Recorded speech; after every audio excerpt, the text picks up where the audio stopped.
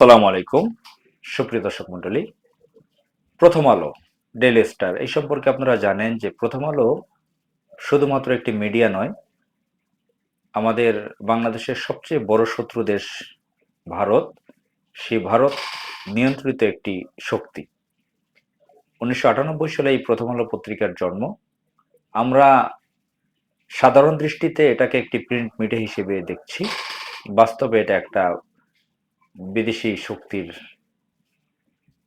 একটা আস্তানা। তো তাদের ইংরেজি একটি পত্রিকা আছে ডেইলি স্টার, যেটা 1991 সালে এসেছে। তো তারা বিভিন্ন মাস্টার প্ল্যান করে বাংলাদেশে ভারতের হয়ে কাজ করে, দিল্লির এজেন্ট হিসেবে কাজ করে। তো ব্যক্তিগতভাবে এই প্রথম আলো ডেইলি স্টার নিয়ে বারবার কথা বলতে হচ্ছে। আপনারা যদি দেখেন, অনুসন্ধান চালান, আজকের প্রথম আলোটা পড়েন অনলাইনে বা হার্ড কপি, প্রথম আলো ইসলামী রাজনৈতিক যে দলগুলো তার বিরুদ্ধে উঠে পড়ে লেগেছে। আমরা অতীতেও দেখেছি এই যে ফ্যাসিস্ট যাদেরকে বলা হয় আওয়ামী লীগ, তাকে কিভাবে ফ্যাসিজমের জন্য সহযোগিতা করেছে, সন্ত্রাসীর জন্য, গুম খুনের জন্য, নিরীহ মানুষকে জঙ্গি বলে মেরে ফেলার জন্য এই প্রথম আলো তাদেরকে প্রত্যক্ষভাবে সহযোগিতা করেছে। দিল্লিকে, দিল্লির এজেন্ট আওয়ামী লীগকে তারা সহযোগিতা করেছে দীর্ঘ বছর। 111-এর 2 বছর এবং 15.5 বছর দিল্লির এজেন্ট লেডি লেন্দুবদর্জি হিসেবে পরিচিত শেখ হাসিনাকে অবৈধভাবে ক্ষমতায় রেখেছে দিল্লি, খুব কৌশলে। তার তো বৈধ অবৈধ কোনোভাবে ক্ষমতায় রাখার কথা না, কিন্তু সে এটা সেই আধিপত্য বিস্তার করে এখানে ক্ষমতায় রেখেছিল। তো এই প্রথম আলো ডেইলি স্টার ছিল তার অন্যতম একটি শেল্টার শক্তি। তো এখন এই যে আগামী আসন্ন নির্বাচন, 26শে ফেব্রুয়ারিতে যে নির্বাচন আসছে, এই নির্বাচনে আমরা দেখতে পাচ্ছি যে যে বিএনপি নির্বাচনের জন্য অস্থির হয়ে গিয়েছিল, সেই বিএনপি এখন পিছপা হচ্ছে। এই নির্বাচনকে বানচাল করার জন্য এখন বিএনপি চেষ্টা করছে। বিএনপি এখন ভারতের পাতা ফাঁদে পা দিয়েছে। শহীদ প্রেসিডেন্ট জিয়াউর রহমান, বেগম খালেদা জিয়ার বিএনপি এখন আমরা যতটুকু দেখতেছি সম্পূর্ণ ভারত নিয়ন্ত্রিত। এখন নব্য আওয়ামী লীগ, আওয়ামী লীগের রিপ্রেজেন্টেটিভ বলা চলে, এটা আওয়ামী লীগের একটা কপি। তো এখানে প্রথম আলো ডেইলি স্টার বড় একটা ভূমিকা রাখতেছে, আমরা দেখতে পাচ্ছি, লক্ষ্য করছি। এই প্রথম আলো ডেইলি স্টার আমরা 5 আগস্টের আগে দেখেছি যে সে ফ্যাসিজমের পক্ষেই ছিল। এখন জামাত ইসলামী সহ বিভিন্ন ইসলামিক শক্তি, রাজনৈতিক দলগুলো যখন জনপ্রিয়তা অর্জন করছে, রাষ্ট্র ক্ষমতা এসে যেতে পারে, সরকার গঠন করতে পারে, জয়যুক্ত হতে পারে, বিজয়ী হতে পারে, তো এই পরিস্থিতি দেখে তারা তাদের মতো করে জরিপ করে দেখাচ্ছে, না ইসলামী দলকে মানুষ চাচ্ছে না, এটা সেটা কোট আনকোট তারা বুঝানোর চেষ্টা করতেছে। তারা তাদের ঘরানার লোকজন, বাম রাম যারা ভারতের এজেন্ট, তাদের বিভিন্ন অভিমত নিয়ে প্রকাশ করছে। বুঝা তারা এখানে লিখে দিচ্ছে যে এটা একজন নাগরিক, ব্যবসায়ী, অমুক তমুক, তাদের ঘরানার লোকের অভিমত। তো এক্সাম্পল হিসেবে আজকে দেখলাম যে খান মোহাম্মদ রবিউল আলম তার একটা অভিমত নিয়েছে, ধর্মভিত্তিক দলের প্রভাব। সে এটা হলো সাব হেডলাইন। হেডলাইনটা হচ্ছে জনমানুষের পরিবর্তন একক কারণে নয়।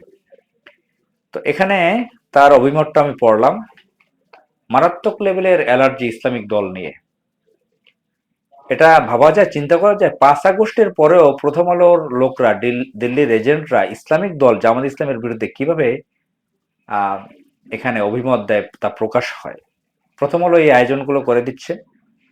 আর আমরা উদ্বিগ্ন এ কারণে, আমরা যে বিপ্লবটা অর্জন করেছি 24শে জুলাই, এই বিপ্লবের মাধ্যমে যে গভর্নমেন্টটা তৈরি হওয়ার কথা ছিল, সে ধরনের গভর্নমেন্ট আমাদের তৈরি হয়নি। আপনারা জানেন যে শাহাবুদ্দিন চুপ্পু নামের যে লোক, শেখ হাসিনার একজন ক্যাডার, ভারতের এজেন্ট, সে রাষ্ট্রপতি পদে আছে। সেনাপ্রধান সেও শেখ হাসিনার এক ক্যাডার। এগুলো রেখেই সরকার গঠন করা হয়েছে।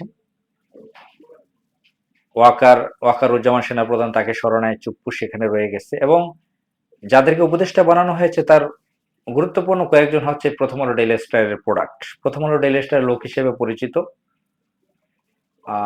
এবং শুধু উপদেষ্টা পদ নয়, বিভিন্ন গুরুত্বপূর্ণ পদে সরকারের বসানো হয়েছে প্রথম আলো ডেইলি স্টারের লোক। আমি যদি কয়েকজনের নাম উল্লেখ করি, যেটা আলোচনায় নাই সেই নামটাই বলি, যেরকম ওয়াহিদ উদ্দিন মাহমুদ, তিনি প্রথমে শিক্ষা উপদেষ্টা ছিলেন, পরে পরিকল্পনা উপদেষ্টা, অত্যন্ত গুরুত্বপূর্ণ পদের উপদেষ্টা। আমরা প্রায় 22-23 বছর যাবৎ দেখতেছি ওয়াহিদউদ্দিন মাহমুদকে প্রথম আলো খুবই হাইলাইট করে, প্রথম আলো ডেইলি স্টার। আমরা যদি দেখি গোলাম মুর্তজা ডেইলি স্টারের লোক, দিল্লির এজেন্ট, তাকে প্রেস মিনিস্টার করেছে নিউ ইয়র্কে, চরম দিল্লির এজেন্ট। ফজল কবির সাহেব ইসলামিস্ট ভাবধারার বোঝা যায়, কিন্তু তিনি প্রথম আলোর নিয়মিত কলামিস্ট। আসিফ নজরুল, তিনি তো আছেনই, আরো আদার্স অনেক আছে। এবং এখানে আপনারা জানেন যে একটি মিডিয়ার একটা গুরুত্বপূর্ণ পদে বসানো হয়েছে মাহফুজ আনামকে, ডেইলি স্টারের সম্পাদককে।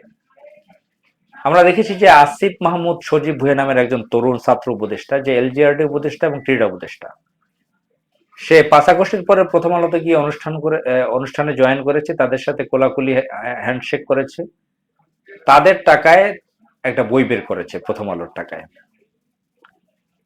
তো আমরা এই সার্বিক দিক বিবেচনা করলে দেখি যে প্রথম আলো ডেইলি স্টারের মারাত্মক আধিপত্য এখনো রয়ে গেছে।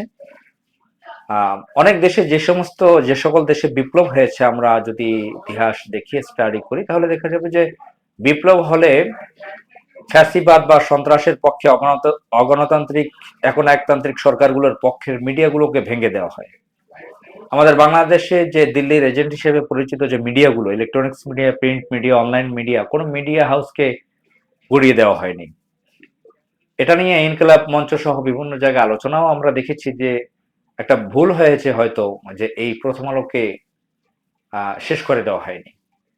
এরা মারাত্মক লেভেলের মানে বাংলাদেশ বিরোধী, আমাদের জাতি বিরোধী, আমাদের মুসলিম কৃষ্টি কালচার বিরোধী, দেশ ও জাতির শত্রু। তারা যদি দেশের পক্ষে কাজ করে, তাদেরকে মানুষ লুফে নিবে। কেন তারা এখন পর্যন্ত এভাবে ক্রিমিনালি করে যাচ্ছে দেশের বিরুদ্ধে, ইসলামের বিরুদ্ধে, জাতির বিরুদ্ধে? তা আমরা চাই তারা তাদের ভুল বুঝতে পেরে ক্ষমা চাক, অথবা বাংলাদেশ থেকে তারা চলে যাক। আসসালামু আলাইকুম।